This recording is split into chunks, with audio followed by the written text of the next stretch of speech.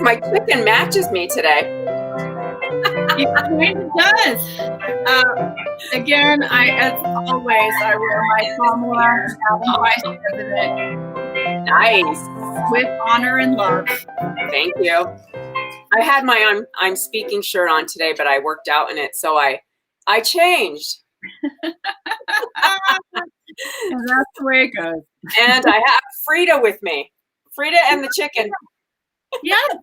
When we were on the radio show today, Richard Eaves was saying, "Oh, are you going to go to the exhibition?" We're like, "Oh yeah, during COVID." Sure. No. No. No, I kind of don't think so. Maybe they'll have the exhibition at the end of the year. Maybe we'll be vaccinated by then. But here's the thing. I heard today on the news that the vaccination cuts the rate of transmission by the vaccinated people. So you can still get it. You can still pass it. I don't know. Oh, shit. It's hard to know what's going on because you get the positives and the negatives. Like the doctors and scientists a few days ago said in like the Washington Post, well, the good news is you get vaccinated and it's lowering death. And now you won't die. And it's lowering hospitalization. So that they're looking at that as a total win. But there's still so many things we don't know and the variants and everything. But I'm just trying to stay positive. And I don't care. I'm getting it as soon as I can get it. Of course. I don't know when I wonder when we will, Debrianna, because there's so many people ahead of us and it's New Mexico's system of distribution doesn't exactly seem to be the best. But maybe we'll get the federal aid that will help it along. I pray for that. So yeah, me too. And when it comes, I'll be getting it, and I will post a picture of myself getting the vaccine. I will too. Yes. Oh, Lord. So I went to the Talon Market, my favoriteest grocery store, as you all know. And I found Mecca for Debrianna. What? It is. I know. I'm like, well, I posted pictures of me in the noodle aisle the other day. I saw that. Because I was so excited. Where is my cream? Not help yourself. But I found this at the Talon. And isn't that gorgeous? Cream. That's my Achilles heel. It is so delicious. If you have not had it, and you ever see it at the market, you must get it. 48% fat. It is. And I had this. Ooh, yum. Oh my God. So I had it on my pumpernickel this morning. I warmed it up. It was so good. Yum. It was fabulous. And I thought about, using it to make the Salmon Wellington tonight, being in all our English theme and all. But I know this is not a common thing to find in any grocery store. Right. So I'm not going to use it, but it would be. You two should be considered caregivers and be at the head of the line. I think you should suggest that. What was the lady the other day? She was like a Peloton instructor, and she's like, "I'm an educator." I know everybody wants. The thing is, we don't know, but it's got to be better than not having anything. So I'm all in. Yeah, I'm totally all in. Are you kidding? I can't wait. You're reminding me with that clotted cream of my favorite place in New York in the Village. It's called Tea and Sympathy. If you've never been there, and all the British actors hang out there and directors. Oh, because it's a Brit bakery. It is just a tiny little cottage, like nestled in between two buildings on Greenwich Street. And it's a restaurant and a little British store with all British goods. And you sit in and it's like grandma's tea house. Oh, yay. All of the china is mismatched. And they just make like shepherd's pie and scones, real clotted cream and homemade jam. And I took the kids there a couple years ago. And they're like, Mom, we just never want to leave. It's like Harry Potter. I'm like, it is. It's so good. But it's just Tea and Sympathy. If you're ever in New York, if you ever travel again, I don't want them to go under during this time. They're just the most delightful people that own it. And we were back east actually a year ago right now, like right at the end of February. you escaped it. You just escaped. We just escaped it. Yeah. And Philly is also a place where the food is off the charts, and all of the markets and all that stuff. Like, I'm sure I could get clotted cream at Reading Terminal, one of my other favorite places on earth. I mean, all of those big eastern cities have got just the most terrific quarters of town and neighborhoods and all kinds of killer stuff. It's so much fun.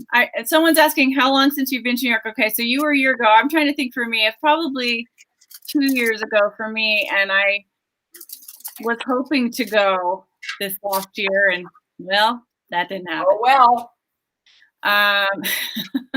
Well, the year has just begun. Things could change.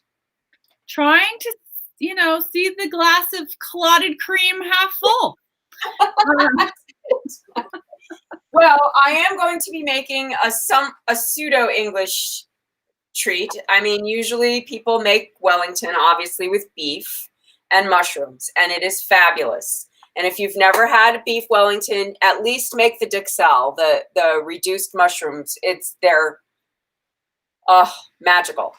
It's Franny's one of her Christmas specialties that I have asked for before for my birthday, and she has made. Oh, it's so good. Today, I'm going to replace it for the vegetarians in our group with salmon. And I've used to always make this salmon Wellington. Whichever. Pescatarian. Yeah, that's probably more, I don't know, politically correct. When I was vegetarian, I was like, no, I eat fish, but that's all. I think it's because you're Italian, Debrianna, because most vegetarians don't eat fish. My ex at the time and I were vegetarians with other people, and we were like, no, I eat fish, but just not meat. Okay. Anyway, it's gotten more politically correct about what you eat since then. Anyway, so I'm going to be making a salmon Wellington. Now, generally, salmon Wellington is made with spinach and oddly cream cheese. So, but I'm not doing that. I am going to be making mine with leeks. That's going to be good. Yes. So I'm going to chop up some leeks. I'm going to slice them about, I don't know, they're about a 1/4 inch thick. These are already cleaned, these leeks that you get from Trader Joe's. They're already cleaned. But if you get leeks that are not, prepackaged like that, then you have to soak them in cold water to get all the dirt out, because they're pretty gritty. Generally, vegetables have dirt because they grow in the soil. They grow in the ground. Henceforth, I know it's hard to believe, but that's how we get them. So I'm going to put some butter in here. That would be a tablespoon of butter. And I have 3 leeks. I'm just going to see how they go. Like, they all vary in size. Mm-hmm. So, you might have 2, you might have 3. Depends on also how many fillets you're doing. I will be doing 3 this evening, but although I did write the recipe for 2. Someone wants to know, Debrianna, if you grow leeks in your garden. I did in some pots this summer. What about you? Well, I did that replanting of the leeks, like taking the bottom. Yeah. If you get them at the store and they have all the roots on them still. Yeah, I cut that off and replanted them, and yes, I did. And it works, people. It does. It does work. Yeah. Now I'm adding a tablespoon of olive oil to it. That looks like a gigantic gallon of whiskey from here. Oh, it's my Costco organic extra virgin olive oil size. Because we all know I'm a Costco girl. Costcovian. All right, so now I'm going to saute these. Okay. And wait till they break down a little bit. Part and the bulb and everything. Okay, you did the whole thing. Yeah, because this didn't have the dark green. It had, you know, the white and the light green. Okay. So I'm okay with that. Okay. And I already have the salmon out and it's ready, coming to room temp. And I'm going to be making these with preserved lemon. Oh, now lemons that you preserved on the show? Mm-hmm. Yes, I did. So I'm going to use those. Now, here's the thing. If you don't have preserved lemon and you want to make it the way I'm making it, you know, it takes months to preserve the lemon. So I would, if I were you, plan on making this dish by taking a lemon and cutting the peel without the pith, just the peel as much as possible. And I would slice it thin and put it in a bowl overnight with salt. And that'll break it down enough and you'll get the kind of, you know, approximation of a preserved lemon. But look at this lemon. It's totally soft. Wow. And this, you know, when did we make those? Debrianna, it's all a blur. I mean, it was. I know, on Blur Day we made it. That seems like 3 years ago, but I'm sure it was like 4 months ago or something. Yeah, and maybe 5. Yeah, it could be. I mean, when I made it, the jar was full, but I use them a fair amount, and they last. So cool. Yeah. So I'm going to just cut these. Look how easy that cuts up. It's like they're squishy. I mean, I eat lemons anyway. I eat all of the lemon anyway. But in this state, they are so good. And if people want to see that episode, let's do a little Jeopardy. What episode was the preserved lemons? You can find that answer on YouTube underneath the videos category of the Corona Kitchen page. Da, da, da, da, da. This is double Jeopardy. Who's going to figure it out? Anyway, that's going to be delicious. Wow. Yeah, I think so. I mean, we were talking last night about the smell of onions cooking. Mm-hmm. Leeks are just as good. Yeah. They're just as yummy. So I'm going to guess there's about 3 teaspoons of preserved lemon that I just chopped. Which is about what I wanted. And that's like the best thing for salmon ever. What's that? Leeks and lemons, the best thing for salmon ever. Right? Oh yeah, just el yummo. Now I'm going to add a clove of garlic. And garlic. To that, yep. So, you know, a good sized clove. The Holy Trinity. Yeah, baby. Lemon, garlic, and leeks. That's our Holy Trinity for tonight. Yeah. So these are getting a little caramelized, which is what I want to have happen. And then I'm going to stir them up a little bit and add some wine to deglaze the pan. People who are watching this, you know, the deglazing. Some people look at a pan and think, oh, I'm going to have to clean that later. Others look at a pan and go, wow, that'll be good for the sauce. That's delicious. You know, it's all the way you look at it. Yeah. All right, so I'm going to add not more than 1/4 of a cup. It's not a lot. That was good sound effects. But now it's going to get all those little brown bits up, and those are the tasty bits. Yum. Yeah. Okay, I'm going to put these down a little more. And I'm going to put a lid on them so they crisp down. And I wish I had some chicken stock on me, but I don't, so I'm just going to add a little water. You do what you got to do. That's it, baby. I was gonna have chicken stock ready, but I didn't. So there you go. But these are gonna cook down. And I'm not adding salt yet because the preserved lemons are salty. You know what I mean? So I'm not gonna do that until they cook down a little more. They're preserved in solid salt. Solid salt, yes. Okay. So yeah, here they are in the jar.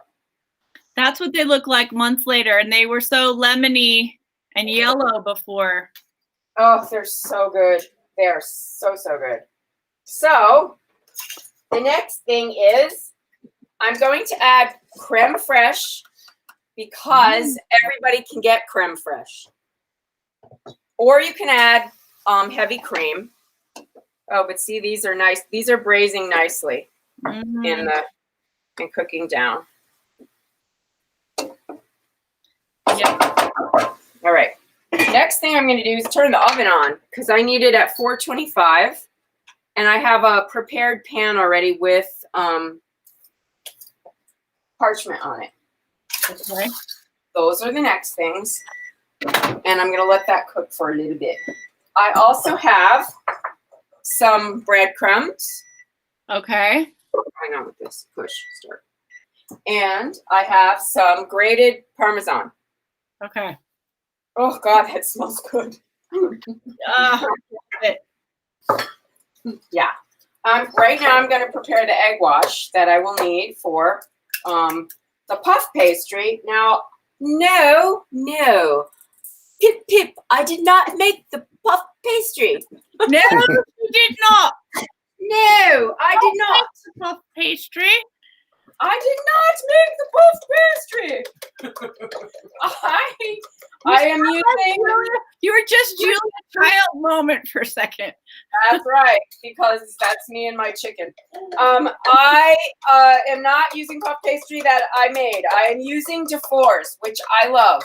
Okay, someone's asking, what exactly is creme fraiche? Okay, well, there's a whole range of dairy products in so many different stages of fermentation and consistency. And creme fraiche is a soured cream that contains 10 to 45% butter fat with a pH of approximately 4.5. It is soured with a bacterial culture. Okay, and so in Europe, that has an actual like regulations to specify what it is.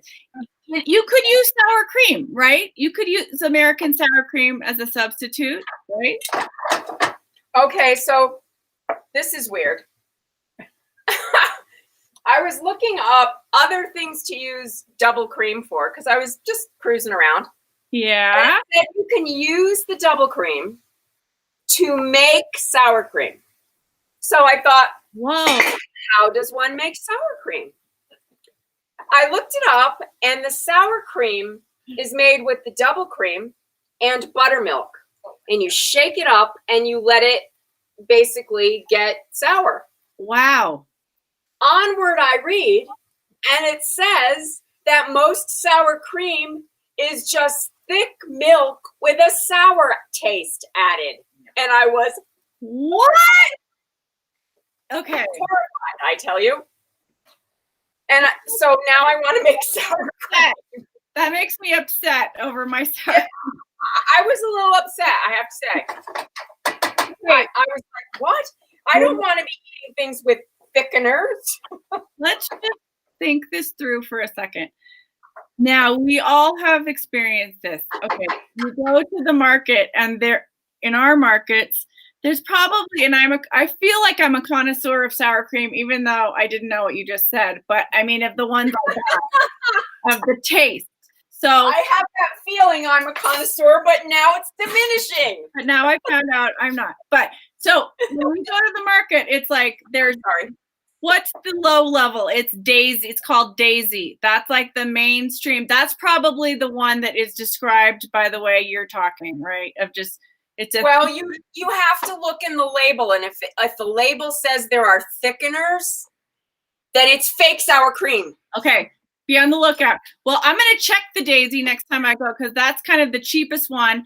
And then it goes to like Shamrock Farms, and then it goes to like organic, and then it goes to creme fraiche or whatever. And there's a whole like spectrum of sour creams. And I am going to investigate next time I go.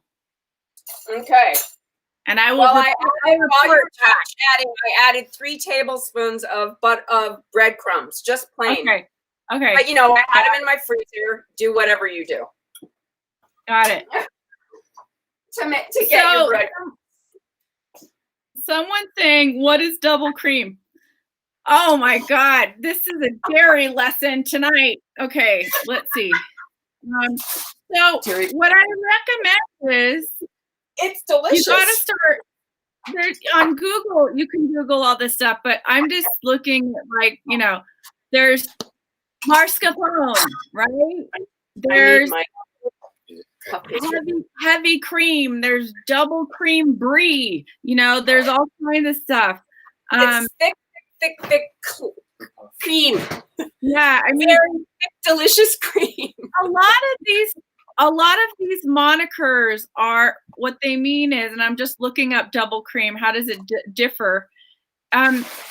It's rich and decadent, but the thing is that they have laws in other countries, unlike America, where like for example, in France, how they have you can't mess up double cream right in England, right? So, in other countries where it's like, okay, this means this, it has to be from this region, it has to have this much exact this in it, and blah, blah, blah, blah. We don't have a lot of that stuff. So we can call things natural, and people think, oh, they're good for you. We have a lot of marketing in America, whereas other countries have rules about their food. We have some. We have some, but we don't. We get a lot. We get away with a lot. Let's just put it that way. But and in the culinary realm, Okay, so here I'm going to tell you: double cream, triple cream cheeses have 72% milk fat. So obviously, double cream is between 60 and 70%. It's all about the fat. Okay. Yeah, baby. It is so about the fat. Oh, look, she's rolling some, is it like short crust or what is that? No, it's puff pastry. Oh, puff pastry. What am I saying? It's puff pastry. Okay. I don't know. What are you saying? I don't know. I get lost in the dairy convo. Oh, there's more. They all start with the same cows as a source. I don't know. They start with cows? Isn't that where milk comes from? No, I mean, yes. I'm saying. Everything comes from the cows. If it's cow dairy we're talking. I mean, what was that? What was happening with cows yesterday? Did you hear the governor of West Virginia? No, what happened? They were talking to him because they're having such good results with, vaccinating people, and they wanted to know what his secret was, and he said something about cows and their legs and what? They steal eggs, or I don't know. It was some kind of farm talk. I don't even know what he meant. Nobody did. It was really funny. It's a term that really has always bothered me. Animal husbandry. That would bug me too. No, someone's saying, is that Lisa's grandmother's rolling pin? It looks like a broomstick. It does. No, it's mine. It's just one of those thin, fancy ones, whoever that is. Okay, so I'm adding 3 tablespoons of cheese. Someone's saying, everybody's really lively tonight. Can you get double cream from goat's milk? Okay, I'm going to look it up. Maybe. I have no idea. Now I'm white peppering this. Okay. Three swirls, Peggy. That was 3 swirls. I'll have you know, Peggy, I started the list of random measurements today. I started it. So it's happening. Okay. Obtain. Oh, I guess you can make double cream from goat's milk. You can separate goat's milk like any other milk. You separate the cream, and it's all about the fat content. There it is. Here we go. Okay. This is the creme fraiche I'm using. Yeah, you can get that in most markets in America. That company is everywhere, and they make good. Hey, this is Trader Joe's. Oh, Trader Joe's has it. That's Trader Joe's. Okay. I stand corrected. Oh my God! Someone is saying, Daisy's light sour cream ingredients are cultured cream, skim milk, vitamin A, and palmitate, which sounds like a thickener. Thickener. Yep. I knew it did. Because you can tell with the taste. When I taste that one, you know, when it's been one of those kind of months and I gotta buy Daisy, it doesn't, you're like, it doesn't taste the same as, say, what's that really good one? I forgot the brand, but you know, you really can tell it's a faker taste of sour, you know? Yeah. Oh, someone's saying it's a salt. Okay, well, but is that a preservative? Salt as a preservative? I don't know. Okay, I'm going to taste this now. I think I added about a half a cup, or probably a third of a cup of creme fraiche. Okay. Mm. And it's delicious. I believe you. And I'm going to add just a little bit more pepper, but that's because I like pepper. If you don't like pepper, don't add it. Don't do it. Don't do what I just did. Okay. Don't drink it. So this is all rolled out. You're going to want to keep. Okay, I know this is Peggy. You know, you probably learn about different types of cream in animal husbandry courses in college. Oh my God, we've gone to the dark side. Oh my God. I never thought I'd be talking about this in my life. Okay. Okay. So I am making 3 pieces of fish this evening. You are going to want to keep the puff pastry in the refrigerator really until you need it. It shouldn't be sitting out long. But is it the type of thing where it was in the freezer first, and then you put it in the fridge for a few hours, and then you have to put it out of the fridge? Right. Okay. Well, you don't really want to take it out of the fridge once it's thawed out until you're about ready to use it. Okay. I think it's a little different than phyllo dough. Yeah. What brand did you use? DeFore's. I showed you that while you were talking, but I will do it again. I'm sorry. DeFore. Okay, got it. Room temp. But someone's asking. Okay, Giant Food, which is an East Coast grocery store, makes Daisy seem good. Their ingredients list is much longer. Okay, room temperature. Yes, you take it out of the fridge right before you're about to use it, Debrianna just said. Yeah. Okay. Yeah, so now I'm going to try and make this stretch to the right size so that it covers my fishy fish. 1 salmon steak. Are you doing 3?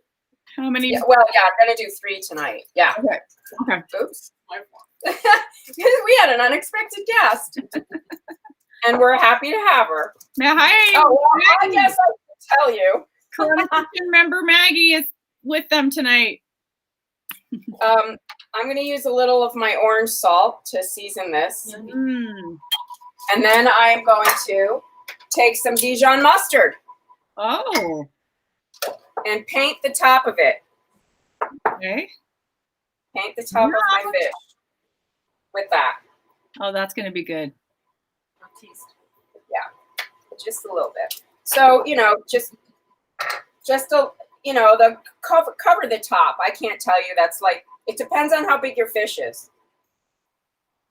Okay, and then I'm going to take the filling and put it on top. I overdid the leeks, but they're going to be delicious. Someone wants to know, do walnut and cashew get Salmon Wellington too? No, they don't eat the salt. They don't need the salt. All right, so that's it. It's got the leeks on top. Okay, yum. Now I'm going to try and cover this baby up. Will she do it? Will I be able to do it? Will it reach? Yes, Yes, ma'am. Yes, ma'am. done it. And you know what the great thing is about this? I don't have leftover puff pastry. All right, so now you want to kind of get the edges tight. You know, roll them over. That's gonna be so Push good. them up. Yeah, it's going to be good. Okay, and then I'm going to put it on the, I'm running out of space. On top of the parchment pan. It's like a natural poacher of the salmon. Yes. And that's what will happen. It kind of poaches. Right, this guy's going to be fatter. So, and then I'm going to score the top and egg wash it. Okay, so there's my salmon. Hopefully it's going to go over. I think it will. Where's my salt? Here it is. I want to salt it a little bit. Not a ton, because there's, you know, salt in the Dijon mustard, and there's salt in the filling. And the lemons. Yeah, the lemon. Okay, that's probably good. Where did you get your salmon? I got it from Moink Box, my favorite place. They deliver. They do fish and meat. Yes, they do. Okay. Oops. Now I got to add the filling. There. Get in there. And if you were going to do it with spinach, it would be the exact same way. Right. But I wanted to use leeks. So that's it. That's what we did. That's going to Yes. be really good. And it fits. Yeah. Now I'm going to cover the, you know, make sure you pinch these ends, the side ends, so it doesn't leak out. Leak. Ha ha ha ha. Hope it doesn't leak. And I've punned you. Good one, Debrianna. Yeah. Well, while I'm doing this, next one, why don't you talk about the recipe contest and the GoFundMe? Okay, so everybody, boy, will you be happy when we're not talking about this anymore. But anyway, I apologize, but the reason why I am imploring you to do these things is because we still have money to raise for the fundraiser. Again, backstory. When you publish a book, you have to deliver a manuscript. And for book authors or photographers, that includes the photography. So the cost is on us. So this is why we're raising this money. We're so close. We've raised almost $10,000 and we need 5 more. We're at the end. Come on, help us. It's a numbers game. If you just give $5, if you've loved Corona Kitchen for the past year almost, then I It's almost been a year.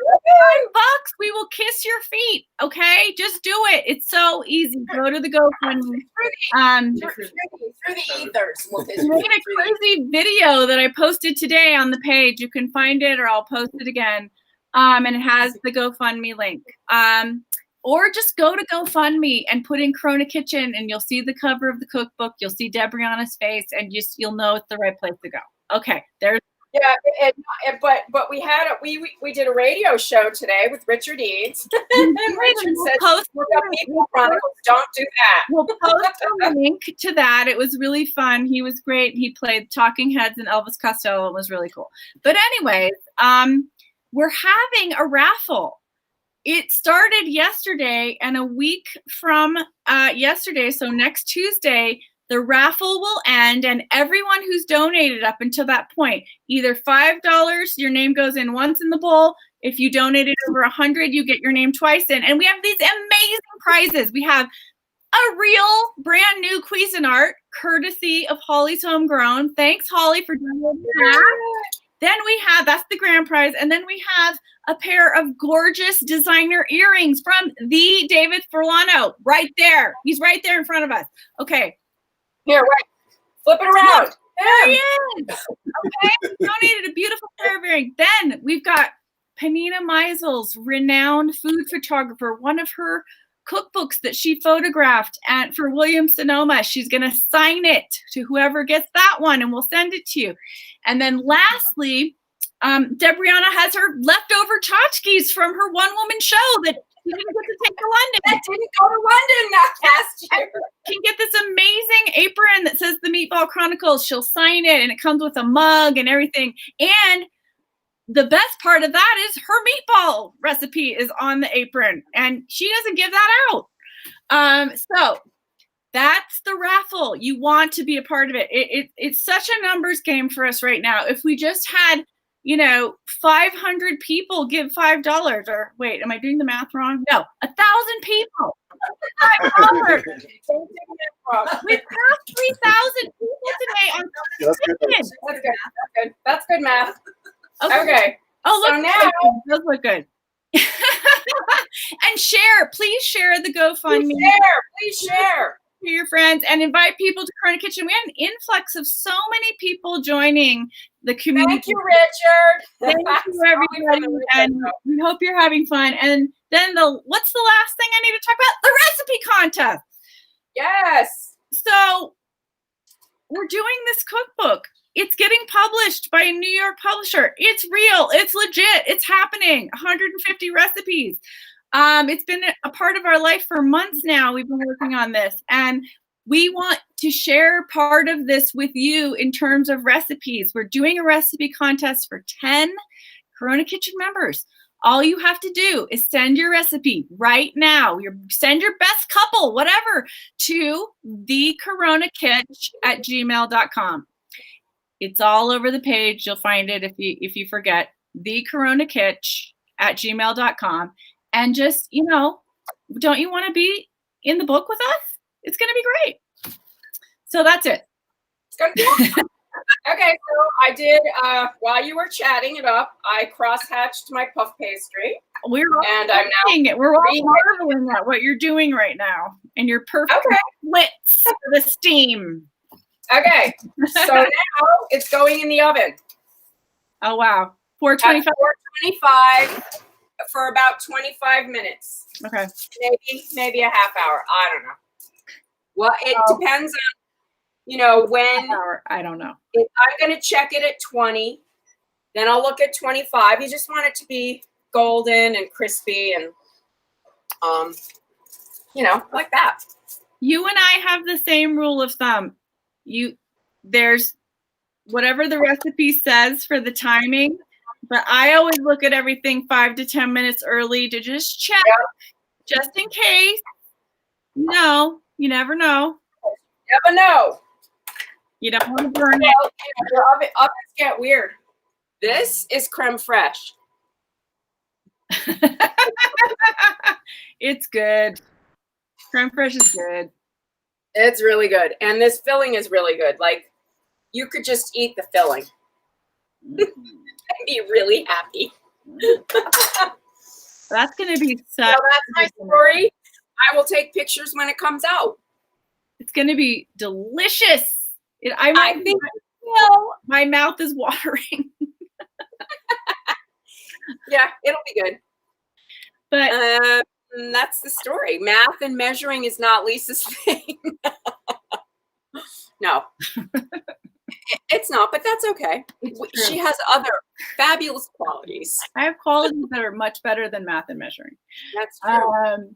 No, but it's really funny. We are going to put a Corona Kitchen measurement secret little section. Creme fraiche doesn't come in chocolate flavor, but feel free to add chocolate to it. You use it in desserts. You can, you can add chocolate to it, but I've never seen it just come chocolate flavor. We should just do a book that's like fun with cream, all the different cream, all the different dairy products.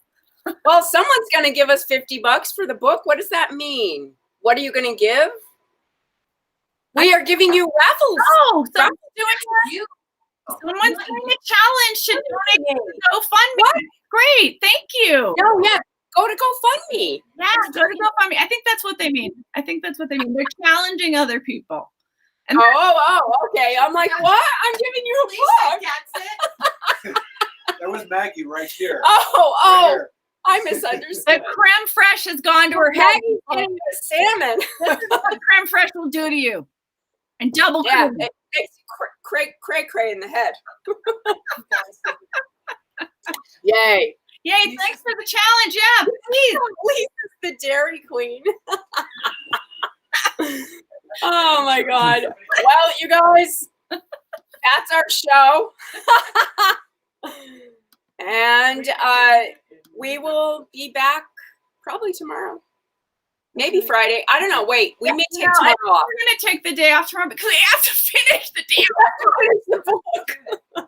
damn But we'll be back for cocktails on Friday. Yeah, we'll definitely. We always seem to be able to squeeze cocktails in. No, never mind what's happening in the world. Yeah. Dairy product show after the animal husband, of course. Yes. These are our cookbook goals, Peggy. Cookbook goals. Hashtag cookbook goals.